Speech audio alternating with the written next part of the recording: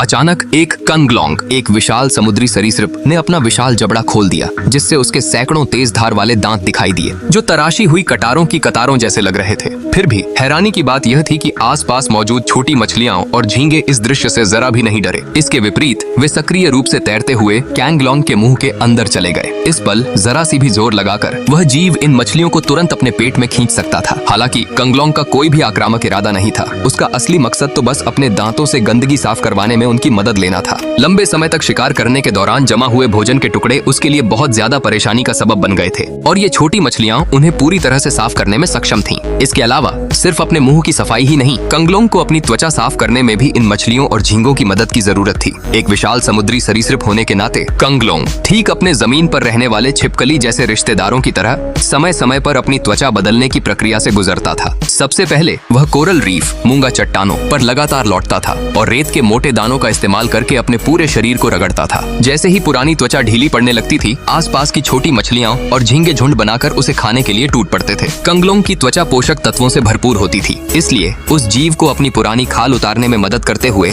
मछलियों के झुंडों को एक साथ अपने लिए भरपेट भोजन भी मिल जाता था। इस प्रक्रिया के दौरान कैंगलोंग लगातार अपने शरीर को मरोड़ता और घुमाता रहता था, ताकि पुरानी त्वचा का एक एक इंच पूरी तरह से खाया जा सके। जब उसका पूरा शरीर अच्छी तरह से साफ हो जाता था, चमकीली लाल नई त्वचा दिखाता था। हालांकि जैसे ही वह आराम से सांस लेने के लिए पानी की सतह पर आ रहा था, तभी एक अचानक आई मुसीबत ने उसे घेर लिया। विशाल महासागर में केवल एक ही ऐसा जीव है जो एक वयस्क कैंगलोंग पर हमला करने की हिम्मत कर सकता है। कोई दूसरा कैंगलोंग जो आकार में उसके बराबर हो। यह घुसपैठिया साफ तौर पर अपने इलाके पर कब्जा जमाने के लिए चुनौती देने आया था, और चूंकि वह उम्र में छोटा था, इसलिए उसका शरीर ज्यादा मजबूत और ताकतवर था। अपनी बेफिक्री से बाहर निकलते हुए बड़े कैंगलोंग ने तुरंत अपना बचाव शुरू कर दिया। 14 टन से ज्यादा वजन होने के कारण यह अपने हमलावर से काफी बड़ा था। फिर भी अपनी ज्यादा उम्र की वजह से इसकी शारीरिक फुर्ती अपने विरोधी के मुकाबले बहुत कम थी। घुसपैठिए ने तेजी से और जोरदार हमला किया। बूढ़ा कैंगलोंग उन वारों से बिल्कुल भी बच नहीं पाया और उसके शरीर पर जल्द ही कई घाव हो गए, जिसके बाद हमलावर ने आखिरकार अपने जबड़े बूढ़े कैंगलोंग की गर्दन पर कसकर जमा दिए। किस्मत से